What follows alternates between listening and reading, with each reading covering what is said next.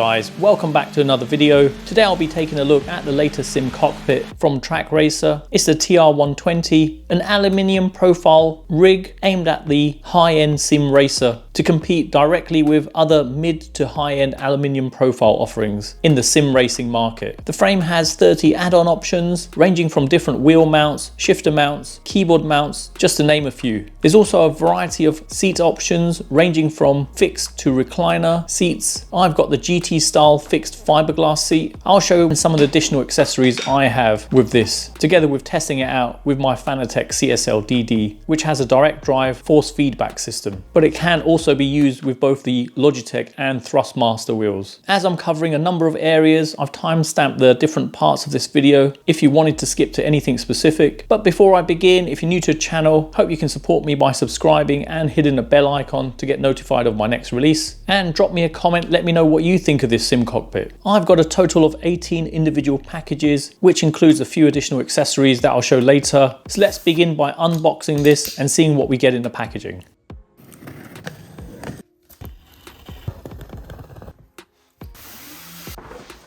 I've opened up all the boxes. You can see there's a lot of stuff here. So we just need to work out how to get this assembled now. I had a look in a couple of the boxes and they've got a card that has a QR code in there. So if I scan in the QR code, you can download the instructions directly from the website. The sim cockpit is fully assembled now and looks incredible. It took quite a few hours to build as I was filming some parts of the construction. Everything was really well packaged and there was no damage or scratches on any of the aluminium profiles. Size-wise, the rig occupies an area of 58 centimeters wide and 140 centimeters long. It comes with rubber feet to protect your floor, but there are some other options like adjustable stabilizer feet or caster wheels. I've got the caster wheels on mine to give me the flexibility of allowing me to move it around. The base structure is 120 by 40 millimeters. It's high-end aluminium T-slot extruded profile, anodized in black, giving an awesome finish. It's extremely rigid with zero flex. You have an optional red plastic strip on both the base of the frame and on the base of the seat for added aesthetics.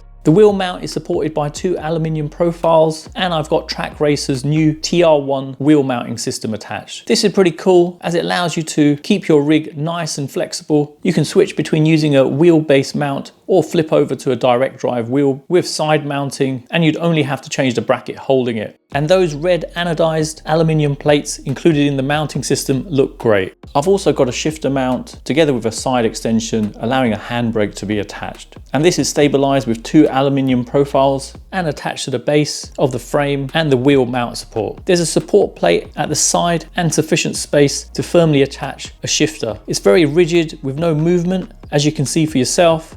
For the pedal mount, I've got the TR1 Gen 2 mounting system. You've got an adjuster underneath. The plate allows easy adjustment, and once it's locked into position, there's no movement, as you can see for yourself. The seat I have is a GT style fixed fiberglass seat constructed of high density foam, has an ultra soft cloth finish and foam padding. It's nice and comfortable to sit on for long periods of gaming. Both the seat and back padding can be removed for cleaning as it's attached via Velcro. It's a fixed position seat, so obviously no ability to recline or adjust the back position. It's limited to waist sizes up to 42 inches and has a weight restriction of up to 160 kilograms. I've also got seat harness attached, which is secured to the side of the seat and back of the slider. This is an optional extra in addition to the seat. The seat is attached via an oversized seat bracket, and there's a seat slider underneath, which I did find a little bit fiddly to install as the instructions weren't that clear on the distance between the profiles holding the slider. But all good in the end, and the seat slider works perfectly.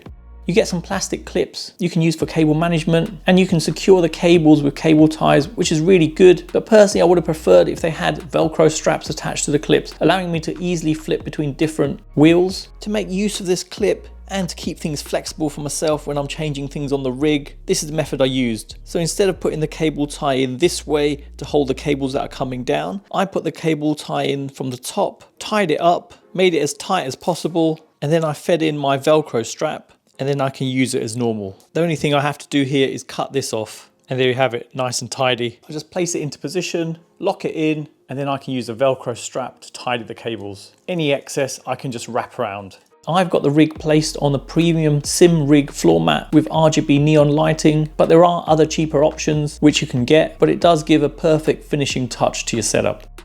Price-wise, for a basic sim cockpit with the TR1 wheel deck, comes in at £648 in the UK or $730 US, and this doesn't include a seat, which comes in at £279 or $299 US.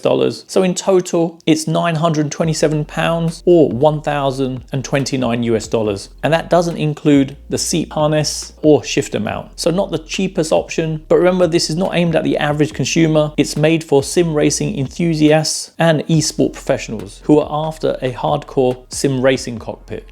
Positives wise, I love the look of the black anodized frame with the red stripes pairing up with the red anodized aluminium plates included with the TR1 mounting system. It looks stunning, giving a high-end feel to it compared to the exposed aluminium frames rigs. Aluminium frame based rigs are the best to buy as there's zero flex from the frame. But in addition, the slots for the T-nuts gives a lot of flexibility in terms of adding optional extras to the rig, like a shifter mount or any other accessories. There's zero flex on the frame, so looking at the wheel, no movement at all. Then the pedals, again, no movement. And finally, the shifter mount, and yet again, no movement at all. So all your fittings are securely in place. Track Racer offers a 5-year warranty on their products, which actually says a lot about them as a company and the quality of their products. I've got no experience with dealing with warranty claims with them, but if you do have any experience, drop me a comment, let me know how it went, as it would be great to hear about this. Negatives wise, it's not the cheapest option, especially when you add on the accessories like basic items such as the seat sliders, seat brackets, or even the caster wheels aren't included in the price, which can easily bump up the total cost. As this is black anodized aluminium, it can easily be scratched when you're putting it together or making little adjustments. The frame does take up a lot of space, and I was hoping I could store it when not in use in a sloped area in my studio next to my Track Racer TR8. As you can see here, it takes up a much larger area. And if you compared it to the TR8 has a much more sleek design to it, but obviously the frame's not as rigid as the TR120, which has much more flexibility with it. And finally, I wish they'd printed some instructions with the packaging to help you assemble it, as it was quite a hassle trying to assemble this together, as I had the instructions opened up on my mobile. So in summary, if you're after a high-end sim cockpit that not only looks great, but also has excellent build quality, you can't go wrong with this. It's aimed at the sim racing enthusiasts and esport professionals, and with that in mind, the cost isn't cheap. Once you add in all the optional extras, but nevertheless, with the TR120, you're getting an awesome sim cockpit, which won't disappoint. So you've come to an end of another video, and I hope it's helped anyone thinking of purchasing this. I've included links in the description below, including purchasing links. And for those of you who've got to the end of this video, please leave a comment with TR120, as it's nice to see who got to the end of my videos, and hopefully you guys enjoyed it. You can follow me on Instagram, TikTok, Facebook and Twitter, and if you're new to the channel, I hope you can support me by subscribing and hitting the bell icon to be notified of my next release. Thanks for viewing, and see you in the next one.